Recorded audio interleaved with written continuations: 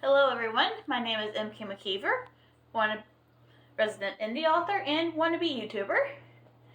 And today I'm going to try something a little bit different than the past videos I've done. It's in the same vein, but it's just going to be a little bit different. This weekend, me and my husband, Michael, say hi Mike. Hey everybody.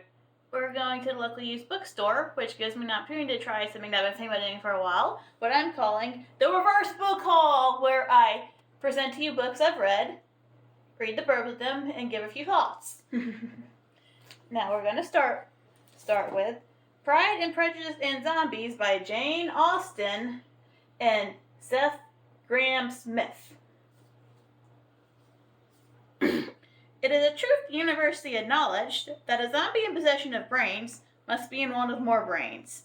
So begins Pride and Prejudice and Zombies, an expanded edition of the beloved Jane Austen novel featuring all new scenes of bone-crunching zombie mayhem. As our story opens, a mysterious plague has fallen upon the quiet English village of Meryton, and the dead are returning to life. Feisty heroine Elizabeth Bennet is determined to wipe out the zombie menace, but she's soon distracted by the arrival of the haughty and arrogant Mr. Darcy. What ensues is a delightful comedy of manners with plenty of civilized sparring between the two young lovers, and even more violent sparring on the blood-soaked battlefield. Can Elizabeth vanquish the spawn of Satan and overcome the social prejudice of the class-conscious landed gentry? Complete with romance, heartbreak, sword fights, cannibalism, and thousands of rotting corpses. Pride and Prejudice and Zombies transforms a masterpiece of world literature into something you'd actually want to read. I actually enjoyed this book.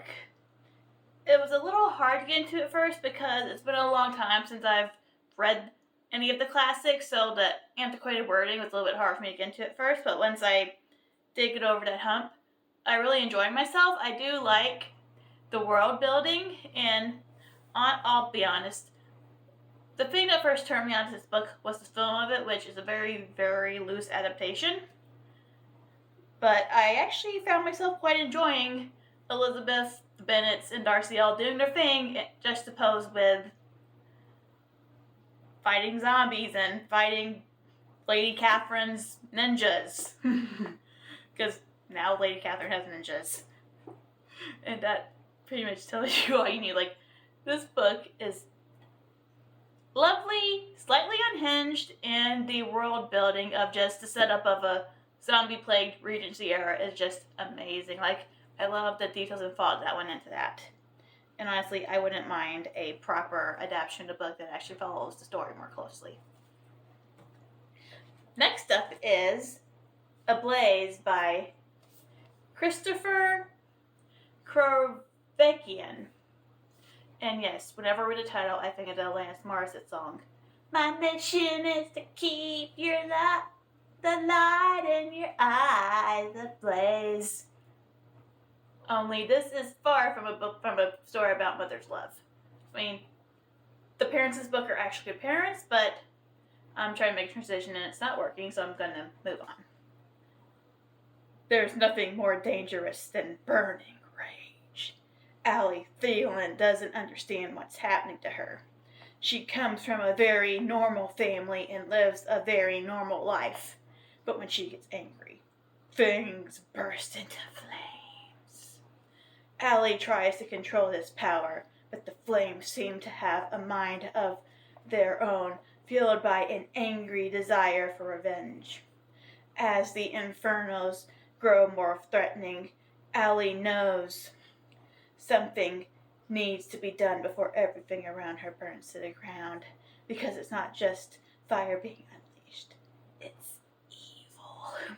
Yeah, the reason I brought this home with me is because, well, I found the basic concept intriguing. It kind of like reminded me, at least in concept, of a middle grade version of Firestarter by Stephen King, which would help if I actually read that book. I need to read that book still.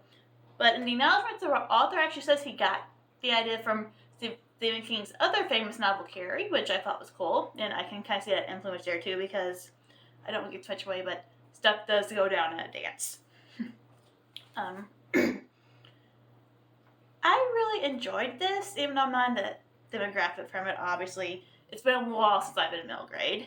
This is a very fast-paced read. The chapters were they weren't too long, but they weren't too short either. And I was going through several chapters a night, where sometimes that's not always easy for me. So, if you like horror and you're okay with reading out of your age range, or if you're a middle grade kid that likes horror, either way, you're in for a fun time with this. And last, but certainly not least, Requiem by Lauren Oliver. They have tried to... I'm going to need some water. I remembered the water this time, people. They have tried to squeeze us out, to stamp us into the past, but we are still here, and there are more of us every day. Lauren Oliver's thrilling story of forbidden love and the fight for freedom against an oppressive regime comes to an epic conclusion in Requiem, an extraordinary finale to the best-selling Delirium trilogy. Okay, so since that didn't give you much detail as to what the actual show is about, I'm just going to give a quick synopsis. Basically, this was wrote back when a lot of the YA trend was big.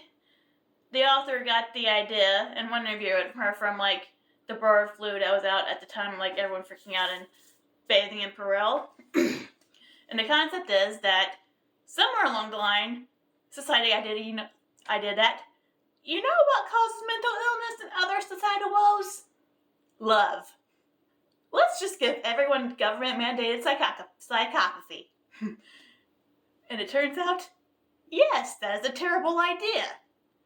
The world is basically has pretty much all the problems of the actual world, except now you're living under a totalitarian regime who tells you what job you can have and who to marry. And again, government-mandated brain damage. Which at first the main character is cool with, because she has a bad family history of her mom was immune to the cure, and that's caused a lot of angst, but then the blinders start coming off into the problems with society, and she meets a rebel, and falls in love with said rebel, and things kind of go downhill from there for her. I actually read the first 2 books in high school.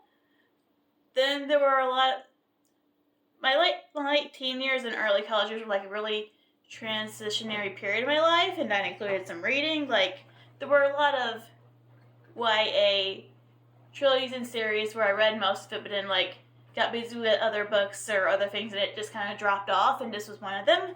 So I found this, and actually the used bookstore we're going to tomorrow, and I got it, and I'm finally doing this, I'm finally finishing this trilogy. But it had been something that was a bit it was a bit to get back into, because I was trying to recall things that happened, and I remember the gist of it, but there was finer details I forgot. But also, coming back to it older, different things did click with me, like the fact that it's pretty obvious that the system isn't working. Because like I said, you pretty much have all the problems of our present day, just with the government and the brain surgery making things 100 times worse. And this book is set up differently from the others, as it switches back between Lena, the main character, who is part of the Resistance now, and her best friend Hannah, who is cured. And you keep seeing Hannah trying to convince herself that the cured lifestyle is right. But at the same time, we're how's that working out for you, really? And she does come to the conclusion that, yeah, whatever this is, it ain't working. And just as an adult, I can see more of that better. And I'm going to give you one spoiler with a bit of a trigger warning. The trigger warning is for DV. There is this scene where Hannah is having a fight with her fiancé, who is a powerful man in the government, and he chokes her out. Now, teenage me would recognize that was bad. Teenage me would not realize that once choking enters a intimate partner violence situation, the odds of that situation ending in murder go up exponentially. So basically, the government pretty much handed over an 18-year-old girl to a man who might possibly kill her. So yeah, that's fun. But I do think I do have a benefit from going to that scene and others just with like more seasoned eyes. I've considered that since I've actually considered like maybe going back and getting the rest of the trilogy and like just reading it all through a new perspective since I'm older. Would that be like something anyone be interested in, like a Delirium deep dive? If that was something you would like me to film, just comment below. Let me know. And that will be it for this week's edition of me trying to make a YouTube channel and seeing what sticks. As always, my book, Attack the Zombie Werewolves, is available on Amazon, Kindle, Kobo, Apple Books, the online Barnes & Noble but not in store, Smashwords, and Books2Read.com.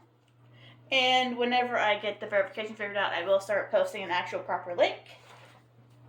I just can't make that work just yet. So, I'll see you all next week. Have a good day.